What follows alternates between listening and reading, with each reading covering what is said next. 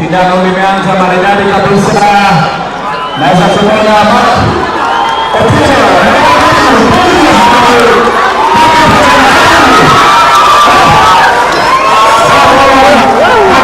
Going to Africa, it's part of getting experience. So I'm just going there to prepare for Olympics. All of us, we are all eyeing for Olympics.